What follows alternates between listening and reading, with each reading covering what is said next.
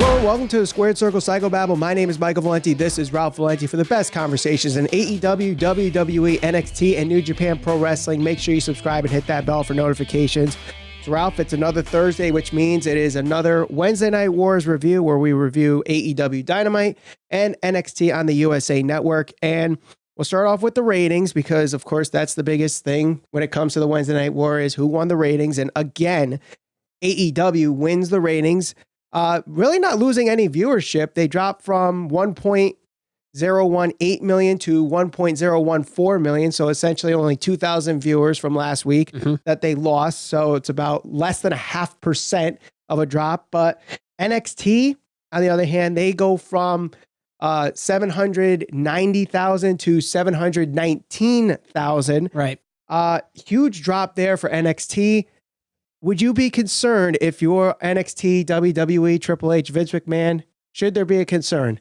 Well, we talked about this last week, and I said, look, if we're having this same conversation where the ratings drop, next week, then they probably should be a little concerned. And the main reason I said that was because, one, NXT had a 2-week head start on AEW. So the assumption was they will garner as much, as much of a head start and as much of initial intrigue as they possibly could. That way they would, capture an audience and try to keep them engaged rather than having them flip to AEW. And who knows how many people are actually going back and forth. I know I am when I'm trying to watch these. So, I think it's concerning because they did have over 1 million viewers on their very first episode. Right. And now as the weeks go on and on and on, you see that number slowly decreasing. So it can mean a number of things. I mean, obviously, it means that people aren't watching NXT as much as they were going back about a month or month and a half ago.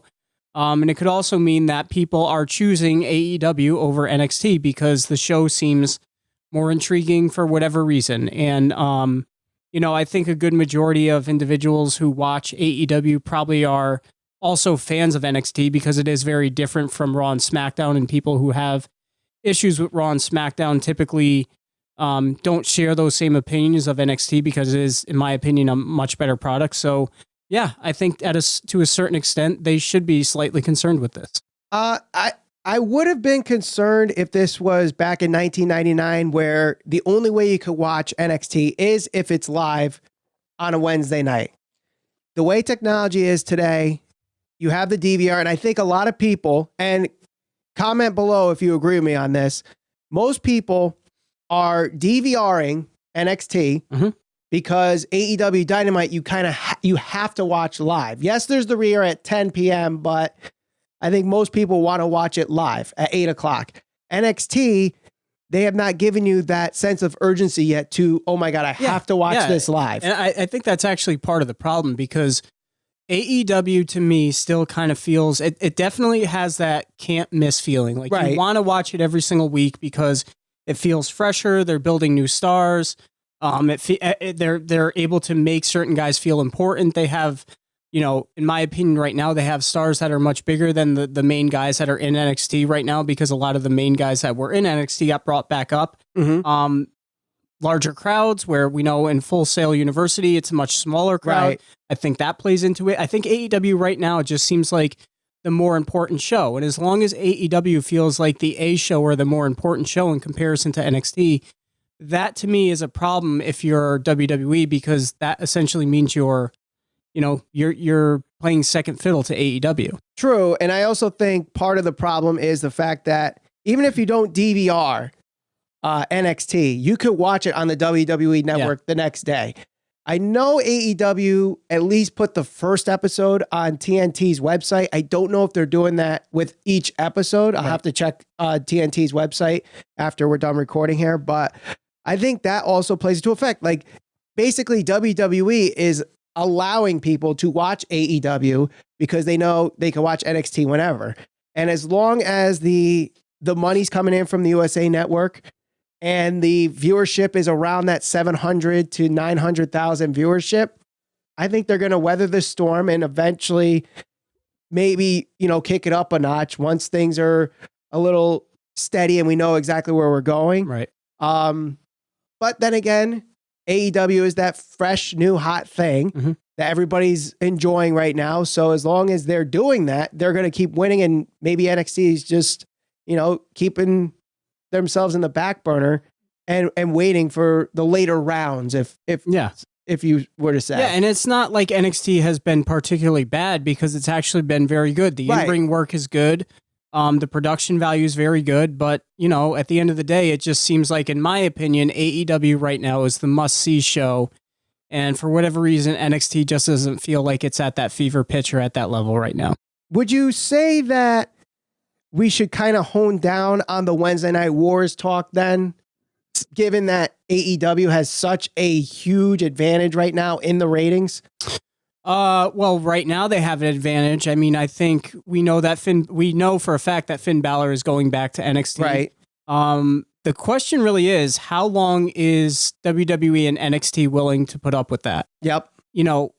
Their big shows are Raw and SmackDown, especially right now with SmackDown going to Fox. That's going to be their primary thing that they're focusing on. And obviously Vince McMahon has millions of his dollars invested in the XFL. So how much do they really want to invest in NXT, whether it's time, effort, money, all of that type of stuff? They could very easily bring guys from the main roster to NXT and compete that way, because that's one of the big things right now. Like I said, they're really kind of dealing with, aside from Tomasso Ciampa, Johnny Gargano, Adam Cole, they have a lot of guys that really aren't necessarily as established as, the guys that were previously there. True. In NXT. But you can bring a guy like Nakamura back. Yep. NXT, Kevin Owens. It all depends on how serious they want to take this. If they get sick of losing the ratings war, okay, then they're going to try to bring some talent in. And it also speaks to, what type of talent is outside of the WWE and NXT. Marty Scurll, we know that his contract's coming up. Do they offer him a big contract and say, look, he's got friends there too? His girlfriend's there. Yeah. So does he go to NXT?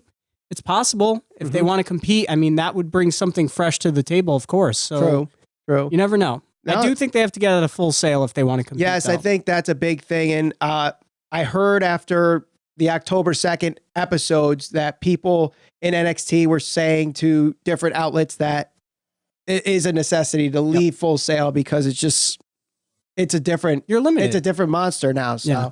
But let's move on to the actual shows themselves. We'll start with Dynamite, as they won the ratings war this week with their 1.14 million viewers.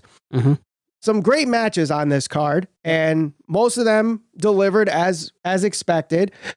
We had the tag team tournament, 2 matches to round out the first round. Couple of replacements in both matches. Christopher Daniels is out. Scorpio Sky's in. SCU wins and beats the Best Friends. Luchasaurus tears his hamstring. He's going to be out for a while. In comes Marco Stunt in a losing effort for the Jurassic Express as they fall in their match to the Lucha Brothers. Santana and Ortiz win in a squash match. Riho retains. Chris Jericho retains. And I think the surprise of the night, Kenny Omega and Hangman Page beating Pac and John Moxley. We did see something at the end of the match where it leads to Pac versus John Moxley next week. So I think the matches were great. And if you're a wrestling fan, you got to be excited for what AEW is bringing to the table. 3 straight shows where I think you can be easily amused with what's going on. There were some frustrations, I think, though. So I'm sure the hate comments are going to come in, but there were some frustrations. Might be a little nitpicking, I will say. But as a fan for a long, long time, these are things that just kind of irk me. One, that I'm a official. I umpire baseball games, so I'm a stickler for rules. The referees do nothing, absolutely nothing. They just let everything fly, except for a rope break in a street fight. So especially the tag teams, those were all chaotic, and I guess ECW used to do the same thing. So, I mean, if that's what you're going to do, that's fine.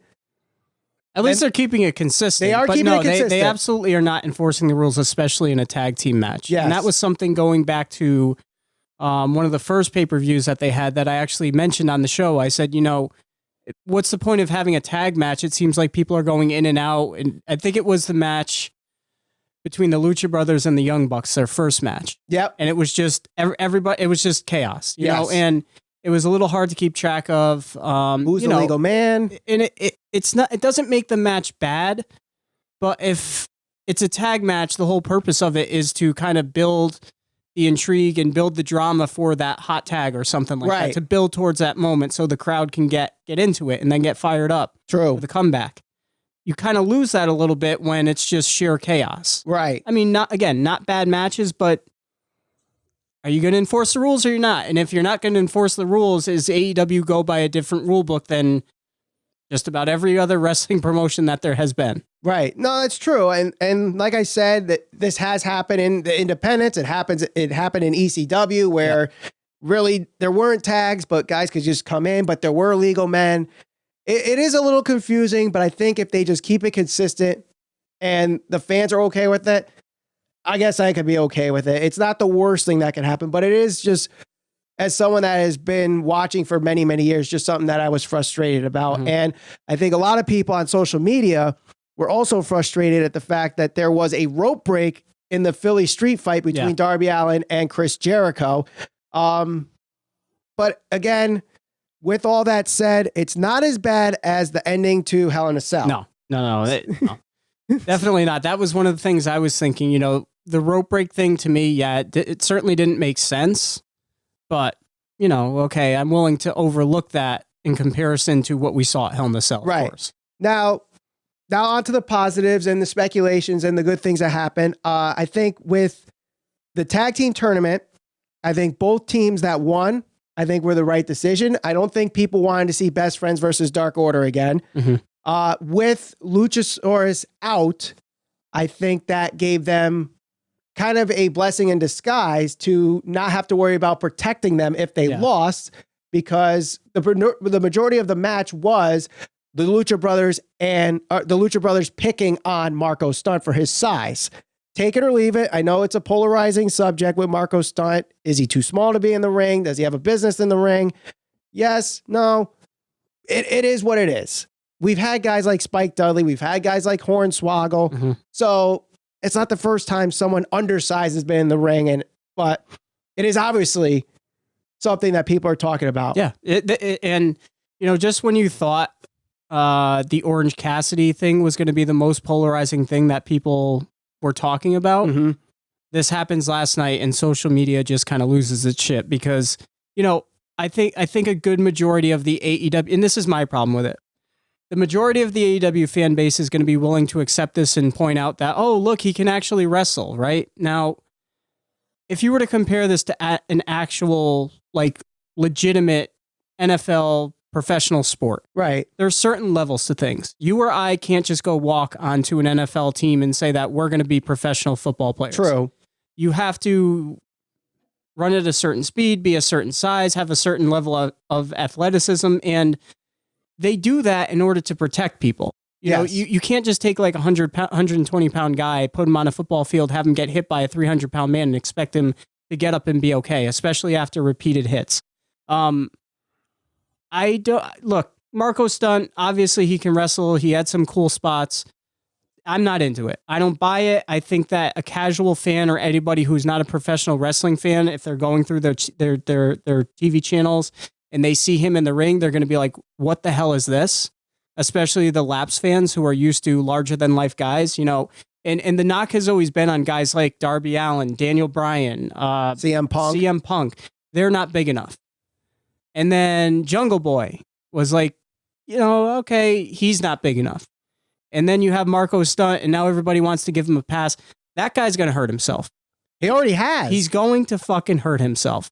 He's about 130 pounds. None of it is muscle. And it's just hard for me to buy into the match and what's going on in the ring. And I know that may upset some people, but I'm sorry. To me, he could do some moves. I get it. I saw it. It's cool, whatever. To some people, I'm not into it. I mean, like I said, it is polarizing and some people are okay with it. And like I said, we've had this in the past with the likes of Spike Dudley, Hornswoggle, even Rey Mysterio. Rey Mysterio is a legend in the ring. And I'm not saying Marco Stunt is Rey Mysterio, but... No, not by any means. But there was a point where Rey Mysterio looked freakishly small compared to his opponents. Yeah. So, and too, the other thing to point out too is, and we talked about this, when Nicholas was in the tag match at WrestleMania with Braun Strowman, everybody hated it. A good majority of everybody hated it. Right. Especially because they won the tag titles. I kind of put that right up there with this, right up there with that. I don't know. It's not as bad. I understand the AEW fan base is going to be into that. Right. But I'm talking about, look, if you want to grow the business and you want to attract new fans and cater to different audiences, I can't see the majority of people out there being into this. Right. Now, I don't think it's as bad as Kenny Omega wrestling a 9-year-old. No. So at least it's better than that. And speaking of 9-year-olds, one person that we hear all about starting her wrestling career at 9 years old is Riho. She was able to retain her AEW Women's Championship over Britt Baker. I like the finish in this match. The match was very slow at first. It picked up. And the finish was great where Britt Baker was going for the lockjaw. Riho was trying to keep her mouth shut, and all of a sudden she pulls out her finishing move, which is the surprise roll-up for the win. Yeah. I'm pretty sure every single of her victories this year have been through the surprise roll-up. Now, I don't know if that's been her finish even in Japan when she wrestles, but I'd like to see a finishing move out of her. But I'm starting to get behind Riho. I think a lot of people were saying on social media that Britt Baker is still a little green and they'd like to get her better in the ring before they put the title on her. Would you agree?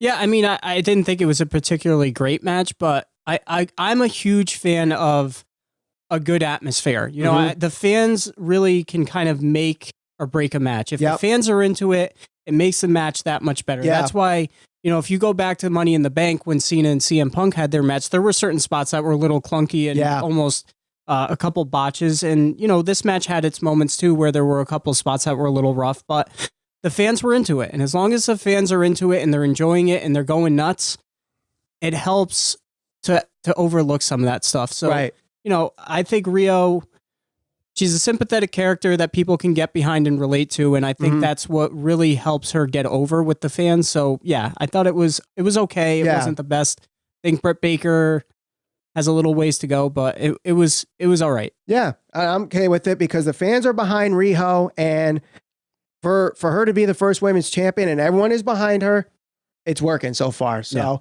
another person that the crowd is behind is Darby Allin. Yeah, for sure. He is definitely becoming a star here in AEW. And I know we were saying all that stuff about Marco Stunt being so small. Darby Allin is not exactly a big guy himself. He's only 173 pounds, I think they announced him at. But he presents himself much bigger than he is. The way he presents himself in the ring and the way he goes toe-to-toe with guys like Cody and Jericho, and even in the independents, we've seen matches with him and John Moxley and Scorpio Sky. He can hold his own. Yeah. And the crowd is really behind him. Win, lose, or draw, they are behind Darby Allin. I think despite the loss, the finish was not the best way to go, but I think it served the purpose of Jericho retains, Jericho stays undefeated, Darby looks good. Yeah. And going into the match, I thought that Jericho was going to win. So I really wasn't surprised at the fact that Darby Allin didn't go over, but he still looked good in it. And that's what's important. As long as you're able to create stars, no matter it's a win or a loss, I think that's what they're doing here with Darby Allin. If you look at his matches with Cody Rhodes, that certainly elevated him. And you look at this match here, I think that's going to take him to a new level. I wouldn't be surprised if we see him in the championship picture before next year. Yeah, at some point again. Now, I will say, as far as the finish is concerned, if you didn't like the finish, it does help with the story that's being told. Now, Darby Allin went to a time limit draw with Cody. Yep. Throughout the match, the commentary, which was much better, I will say, especially after I said my comments about Jim Ross earlier this week, the commentary was much better, Jim Ross included, much better this week. They were telling the story of how Darby does not quit. He doesn't give up. He's going to fight to the end. But then he gets submitted. And people don't like the fact that he was submitted. They would have rather gotten the Judas Effect pin after the Hager interference. Yep. I'm okay with the submission because after Cody goes the limit with him to the time limit draw, he didn't give up to Cody. Right. He gave up to Jericho. Jericho's the champion. He now has a 1-up in more ways than one against Cody, who had a great package, by the way. Almost forgot to bring that up. Yep. That video package was awesome and very really good. Helps get people behind Cody. This match might not be the best match at Full Gear, but I'm invested. Yeah, no, for sure. I'm excited to see it. I was a little hesitant at first, not so much because of anything against Cody, because of the whole dynamic with people hating on Triple H because he was always putting himself into certain positions in matches because he was who he was and who he was married to. At least that was always the rumor and the knock that people had on him. Right. And then you look at Cody Rhodes, one of the VPs, putting himself in certain matches.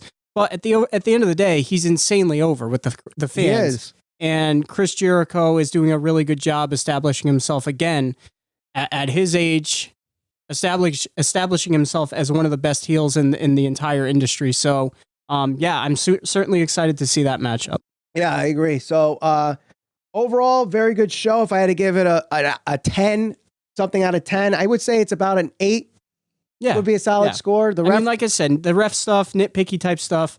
There was one spot where I don't think Santana was the legal man, and he ended up getting the pin. I pointed that out to you. I think Ortiz was too busy eating the ropes. Yeah, whatever the case was, but little things here and here. But it was another very good show for AEW. Right, now let's move over to NXT. There weren't that many big matches that were promoted before the night, but one of them was Tomasso Ciampa versus Angel Garza, where Tomasso Ciampa wins. Then we get Oney Lorcan and Danny Burch losing to Imperium's Fabian Aichner and Marcel Bartel. After that, we have Io Shirai beating Kayden Carter, and then Rhea Ripley comes out in that whole ordeal. Then we have what turned out to be the number one contender match for the North American Championship, Keith Lee versus Dominik Dijakovic in their rubber match. Mm-hmm.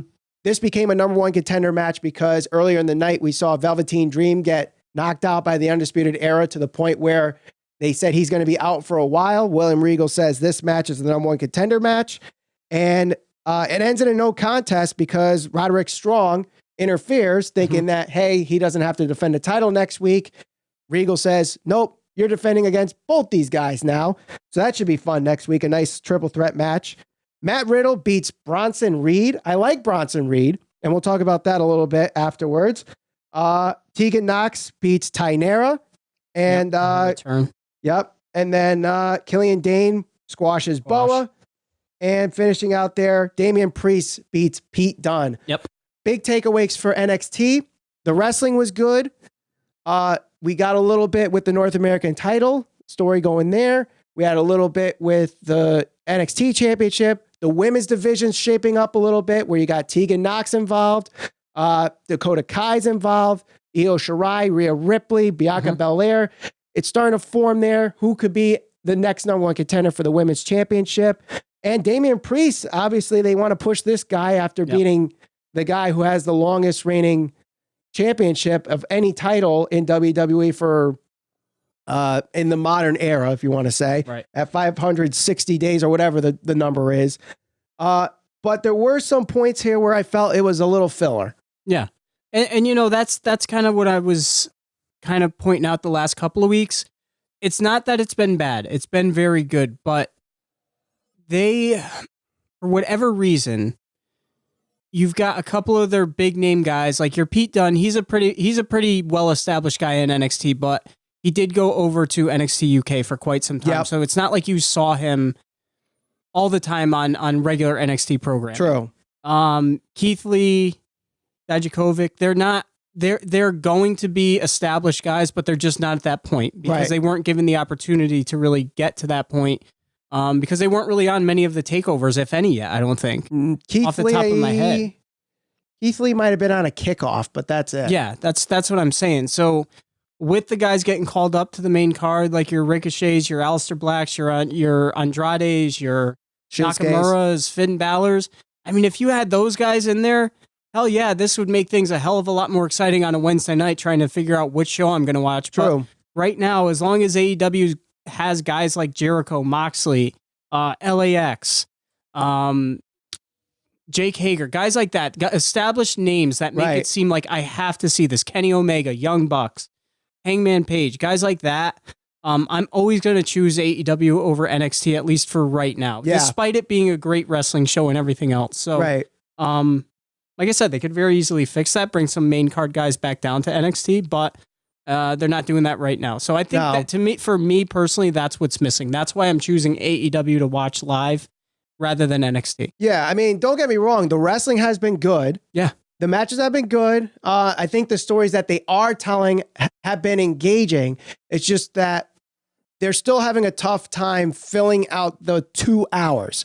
And when you, like AEW, they went from filling 4-hour show pay-per-views to doing 2 hours.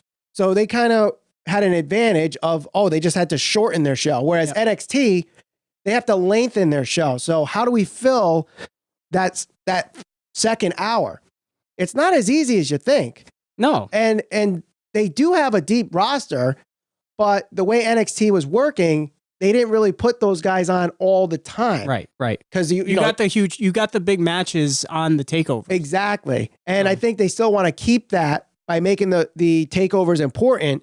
Whereas AEW, they, like we said, the AEW Philadelphia show that we just saw, that was a pay-per-view quality card. And we're getting another pay-per-view quality match next week with Moxley and Pac. So do AEW, are they shooting all their bullets early where NXT can go, all right, we're going to build up Damian Priest for a while, and then eventually we're going to have him have a match randomly against Johnny Gargano. Yeah. And it's going to mean something. That is, I really do think that's what NXT is doing. Yeah. Slow and steady, as they say, wins the race.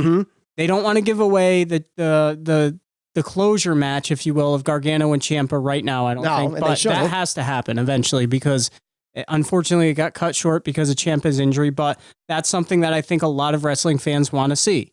Damian Priest, they're starting to establish him. Keith Lee, they're starting to establish him.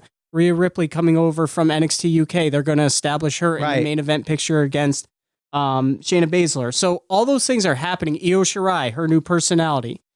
All that stuff is going to take time. And as long as they continue this path and you throw guys in there like a Finn Balor here and there, you're going to be fine. It's just a matter of getting all your eggs laid in a row, so to speak. Ducks in a row. Whatever the hell. All right. So out of 10, what would you score NXT? I don't know. Maybe like it was a 7. 7? I was going to say 6. It was good. It just, aside from Keith Lee and Dijakovic, it didn't really hold my interest too much. Right. Actually, Pete Dunne and Damian Priest was also very good too. Yeah. So I mean, we'll see how it goes, but let us know in the comments which you liked better, AEW Dynamite or NXT on the USA Network. Don't forget to like this video, share it all over social media. We're on Facebook, Instagram, and Twitter at SCPB Podcast. And for the best conversations in AEW, WWE, NXT, and New Japan Pro Wrestling, make sure you subscribe, hit that bell for notifications. For Rob Valenti, my name is Michael Valenti. Thank you for watching the Squared Circle Psychobabble.